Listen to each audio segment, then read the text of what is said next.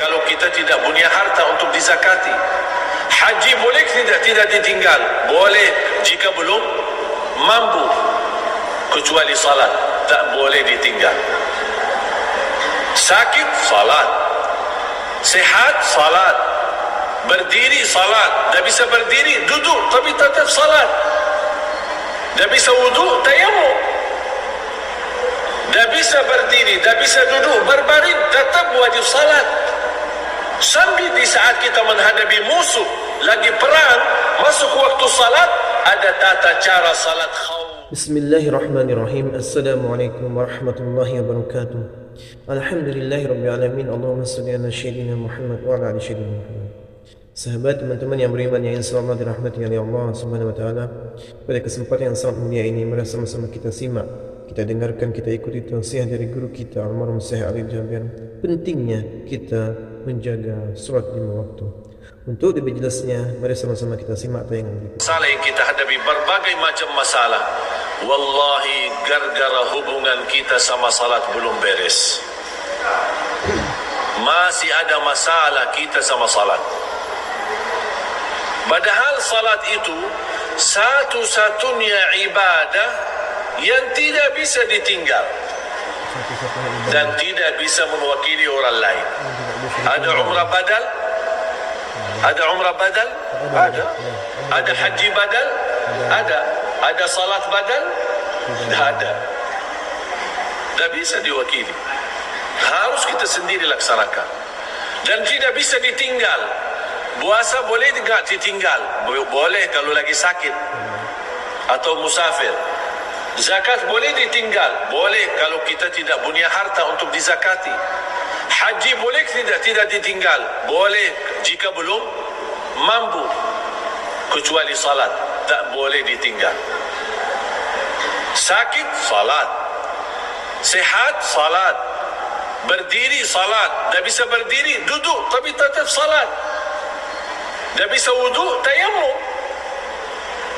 Dah bisa berdiri, dah bisa duduk berbaring, tetap wajib salat.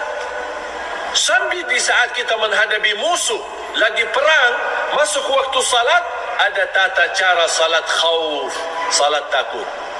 Tapi tidak boleh tinggal. Kalau saat perang ada, tidak boleh tinggal, apalagi saat aman. Coba lihat, mohon maaf sekarang keadaan umat Islam. Syukur-syukur kalau dia jaga Jumatnya, tapi tidak pernah salat 5 waktu.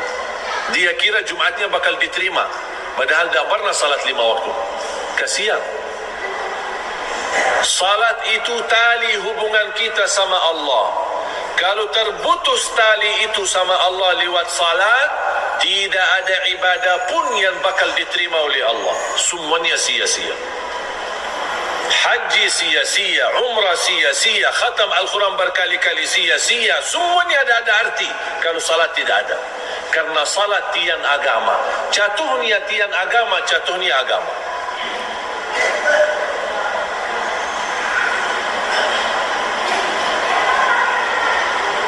Makanya saya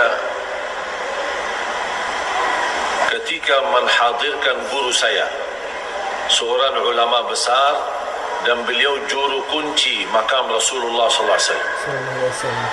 Saya pernah hadirkan 2 kali ke Indonesia. Ketika beliau hadir, selesai tausiah, saya sebagai penarjamah.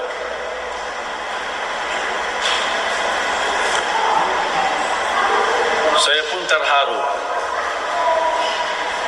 Ali Jabir menjadi tukang tarjamah.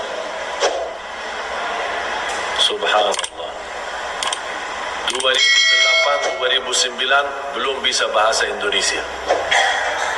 2010 menjadi penarjamah. Tarjamahin guru yang datang dari Madinah. Subhanallah, karunia dari Allah. Dan saya ambil kursus bahasa Indonesia. Saya tidak belajar sekolah bahasa Indonesia. Saya tidak belajar kamus bahasa Indonesia. 2008, 2009 masih saya baru hafal kalimat bagus. Itu bagus. Apapun orang bicara, saya jawab bagus.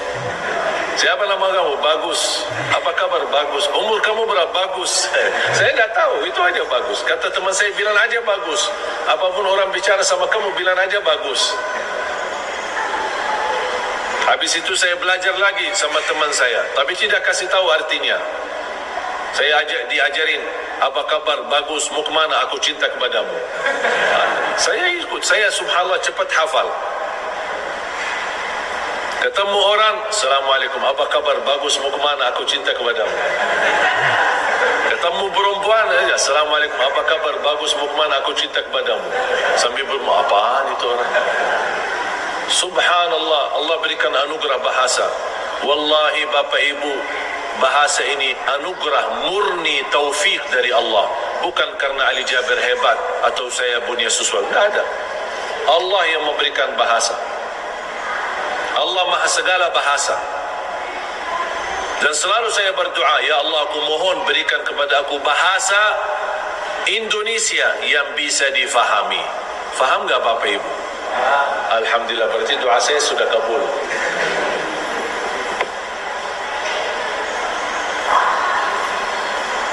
Jadi guru saya ketika dia berceramah bahasa Arab, juru kunci makam Rasulullah SAW, beliau sudah berkhidmat di makam Rasulullah SAW 79 tahun. Di usia beliau 17 tahun, 18 tahun dia berkhidmat, melayani dan menjaga makam Rasulullah SAW. Setiap tamu negara datang, dia yang membersihkan dan dia menyambut. Beliau wafat hampir kurang lebih 90-an. Dan 2 kali hadir di Indonesia. Ketika salah satu tausiah, habis selesai tausiah ada pertanyaan, tanya jawab dari jemaah. Dan salah satu pertanyaan kepada beliau, gimana hukumnya orang Muslim tidak salat? Ketika saya menyampaikan dalam bahasa Arab, beliau kaget. Sambil mempandangi saya, Iman, ada orang Muslim tidak salat? Dia kaget, heran. Iman, ada orang Muslim tidak salat? Saya jawab, ada, banyak di Indonesia lagi.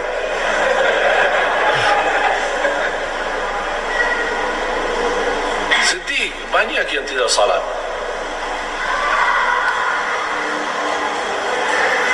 Sering saya terima keluhan dari jamaah, khususnya ibu-ibu.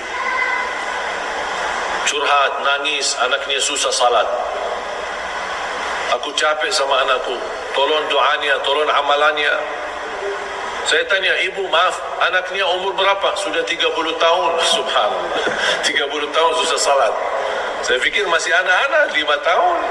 Sudah 30 tahun dan tidak mau salat. Tahu nggak, ada di dalam fikih satu hukum di dalam fikih, kalau ada seorang suami tidak salat sama sekali dan istrinya salihah dan dia salat, jatuh talak dan tidak boleh membiarkan suaminya berhubungan lagi karena hubungannya zina. Coba sejauh mana begitu? Ini bukan hukum yang disepakati oleh ulama, tetapi ada sebuah pandangan di dalam fikih seperti itu. Bahkan ada satu pandangan, ketika ada orang Muslim tidak salat sama sekali, dia tidak mengingkari kewajiban, dia tahu salat itu wajib, tapi malas, tidak maulah gitu. Ketika dia meninggal, di dalam pandangan fikih saya baca, orang itu tidak boleh disalati, tidak boleh dimandikan, dan tidak boleh dikuburkan di kuburan umat Islam. Dibuang jauh sana.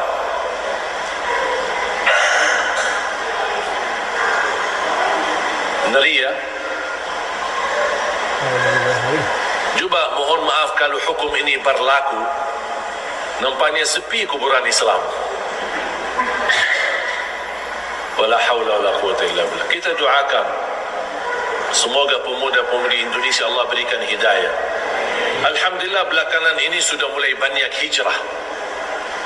Walaupun badannya tatu, badannya ini, tapi alhamdulillah dia mau salat. Sampai saya berkali ketemu orang ini, gimana tatu saya? Kalau tatunya ini sebenarnya memang dosa, tapi kamu sudah berhijrah, dan pasti Allah menerima taubatmu kalau taubatmu benar. Dan Allah tidak mempandangi wajahmu, kulitmu, apa isinya, tapi Allah melihat amalanmu dan isi hatimu. Makanya jemaah sekalian, bersyukurlah Bapak Ibu kalau anda menjadi orang yang bisa salat. Syukurlah. Wallahi syukur, bersyukurlah. Karena anda bisa berlangkah-langkah ke masjid. Anda mau bangun ambil air wudu di waktu subuh. Wallahi ini anugerah nikmat dari Allah untuk kita. Banyak orang yang mampu tapi malas. Bahkan ada orang tetangga masjid tidak pernah datang ke masjid. Padahal jaraknya ke masjid satu tembok dengan masjid. Ada.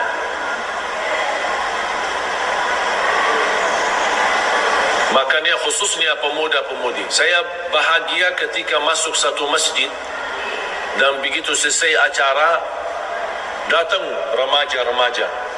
Syekh, tolong minta foto kami remaja masjid. Boleh sini, saya senang ada remaja. Bahkan saya mendorong yang boleh terlibat dalam pengurusan masjid, menjadi di diwan masjid adalah pemuda-pemuda kita. Tetap kita ada orang tua kita, orang senior kita, tetap mendapat pelajaran dari mereka. Tapi doronglah mereka.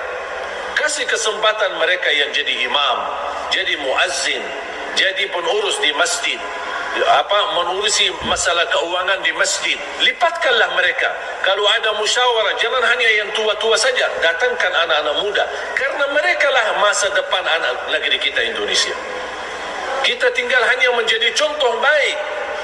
Kita besok bakal meninggal dipanggil oleh Allah. Dan kita selalu mengajak mereka dan memberikan kepercayaan. Mereka insya Allah akan mampu menjaga masjid kita walaupun kita meninggal dunia. Tanamkan cinta masjid kepada anak-anak kita. Cinta Al-Quran.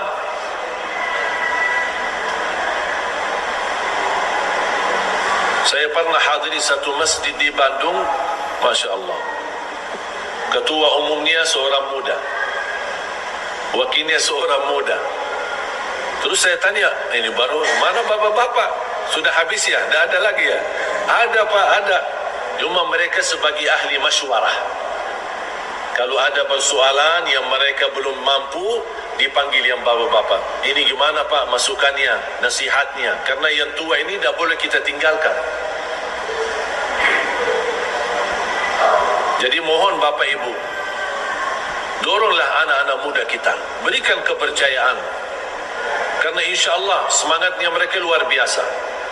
Jiwa mereka insya Allah dan tenaga mereka insya Allah akan mampu lebih daripada kita. Untuk membangun masjid, memakmurkan masjid. Mengajak pemuda-pemudi di luar masjid untuk menjadikan mereka adalah jamaah masjidnya.